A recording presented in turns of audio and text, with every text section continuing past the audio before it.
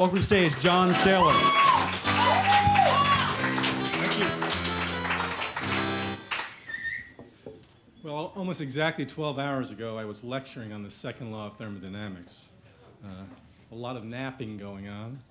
I hope that won't happen on this story. We'll see. This story is, like Zach said, this is the second half of a story. It's called Jeremy Pictures. I'm thinking about all the pictures Jeremy drew of himself over the years, feeling anxious because I know that soon I'm going to have to see the one he drew in jail.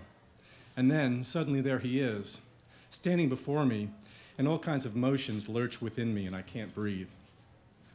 "Hey, bro," he says.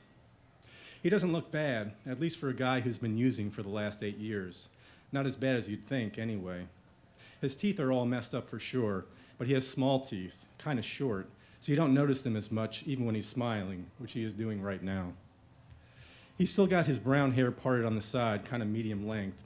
He'd look boyish if it weren't for all the scars on his face, which make him look closer to 40 than his 25 years. "Hey," I say, and stand up and hug my little brother and start to breathe again. I hold him close. He smells like the soap they use in the prison, which is the same kind of soap they used in our elementary school, which makes this moment feel strangely innocent. He looks like a Mormon, dressed in the clean khakis and white-collared shirt that Charlene, my sister, brought by the week before so he wouldn't have to wear the disgusting jeans and concert t-shirt he was wearing when they arrested him for soliciting at the truck stop, which is usually what he does when he's begged and stolen everything he can. Ending our embrace, I step back and look at him. The 6 months in prison have done him good, as they usually do. He is still skinny, but he's put on weight. His eyes are clear and he's calm, no facial twitches or nervous head movements. He looks well. "I'd better get arrested soon or there ain't going to be nothing left of me," he said once through a skeletal grin. This was a few years back when I tracked him down to the decrepit trailer he was living in with some girl off of Route 25. It was the kind of thing that would have been funny if it hadn't been so true. We get into my pickup truck and pull out of the parking lot that serves the cluster of county buildings, the prison, animal control, Division of Social Services, litter control, the sewer authority, all the machinery that deals with the things the county doesn't want. It is spring, May, and South Carolina is putting on a show for us. Blossoms interlace the weeds on the side of the road, and the yards in front of the houses are filled with azaleas, drunk on their own color. We drive down Brazil Road and then head south on Route 178 towards 6 Mile, where I live on a small farm. I have a wife and 2 kids, and the plan is for Jeremy to live with us until he gets back on his feet. My wife, Brooke, is not happy with this plan. She fears for the kids. "Is he HIV positive?" she asked once. And I know that she has only acquiesced because she believes that in a few days he will be gone, back on the street and using again. "We change the locks the first night he doesn't come home," she said. I try to tell myself that I believe in Jeremy more than Brooke does, and that I'm giving him a chance that I think he will really take. The first few times I picked Jeremy up from prison, I really believed that he would stop. His sentences were never shorter than 3 months, once a whole year when they'd caught him cooking the stuff. Surely that was long enough to get the drug out of his system, I'd thought. If he'd survived months without it, couldn't he continue? But crystal meth has a long memory, at least for Jeremy, and now, as I look over at him gazing out at the lush green of the South Carolina upcountry, passing by the passenger side window, I can almost see him working it out in his head. How quick can I get from the house in 6 Mile to the trailer park off of White Horse Road in Greenville? I imagine him thinking. How quick can I get to the railroad crossing in Peltzer? Can I walk, hitchhike, a combination? I wonder if he is thinking about stealing my truck or Brooke's Camry. "I drew you a picture," Jeremy says. This drive home is pretty well choreographed. The things we say, the things we don't say. And so it surprises me that I've forgotten about this part, especially since I was thinking about it just 15 minutes earlier back at the prison. This is the one good part, Jeremy's drawings. They are the only thing that we brought from our childhood unscathed by our parents' death and Jeremy's addiction in the foster home. Through it all, Jeremy has always drawn, even in prison. And on each ride home, he'd presented me with one he'd chosen to keep, the hundreds of others flushed down the stainless steel toilet of his prison cell. The prison pictures that Jeremy gave me were usually abstract and always disturbing. The first had been a blocky, Picasso-esque drawing of two figures, one vaguely looking like a crack pipe with smoke billowing out of its head. The other figure was on its knees, its mouth about to engulf the phallus of the standing figure.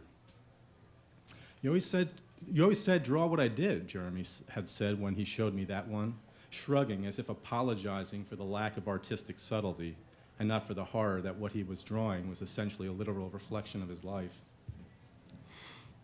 I pull into the Kentucky Fried Chicken in downtown Pickens, parking the truck before looking at the drawing.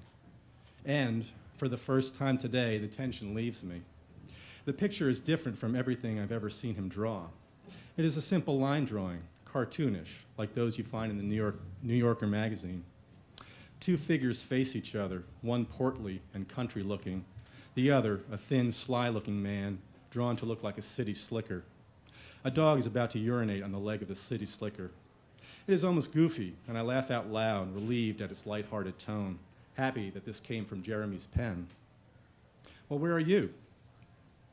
I don't know, Jeremy says, laughing a little. Maybe I'm the dog. How's that? I'm smiling, and so is he. I don't know. He shrugs, looking at me, and then out through the windshield. We are on the edge of downtown Pickens. The car is facing west, and the sun is setting, orange. Maybe because I've been pissing all over everyone for a while now. You, Charlene, Brooke. He smiles, but he's serious too, and a little nervous. Nah, I say, let's get some chicken. Nah, my ass, he says, not moving, still smiling. I don't know what to say to this. We've never talked about the things he's done in the past during these drives. The money he stole from me, the ways he's scared Brooke coming over and asking for money in a way that terrified her, how he burned down the old shed behind the barn when he cooked up some meth there several arrests back. This is getting old, bro, he says. He isn't smiling now. I don't have many more tries left in me. If I don't stop this time, I don't know. We're quiet for a while, listening to the ticking sound of the engine cooling down.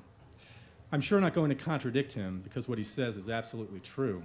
He doesn't have many more chances. I know this. But I don't want to agree either, knowing how preachy it might sound. I wonder if maybe he really wants to try this time, really do the things he needs to do to stop. And before I can stop myself, I begin to hope. I imagine Narcotics Anonymous. I imagine a job. I imagine a wife. I imagine him having a real life. All the things I'd felt like I was supposed to get for him but never did. I'm scared, he says. He turns to look at me and then away to look out the passenger side window. I know you think I didn't try those other times, he says, still looking out the window, but I did. Jeremy isn't much of a crier. One time when I punched him after the telephone pole incident, he cried pretty hard.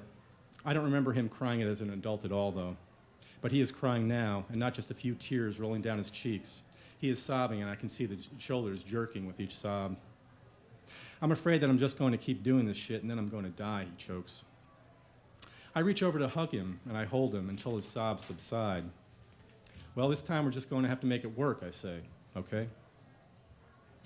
Okay, he says eventually, calming down and wiping his nose with the back of his hand. You'll stay home with us this time, okay? Okay, he says again. We sit for some time looking straight ahead. Then Jeremy chokes out a little laugh. I'm pretty hungry, he says. Before we go into the KFC, I look at him. I can see him as a kid now, looking all vulnerable and everything. And it destroys me to think that maybe everything that happened to him may be due to something I did wrong, something I didn't do for him. At this point in time, I don't know that in 4 months, Jeremy will be dead, shot and run over by a drug dealer / friend he was hanging out with in some state campground in West Virginia.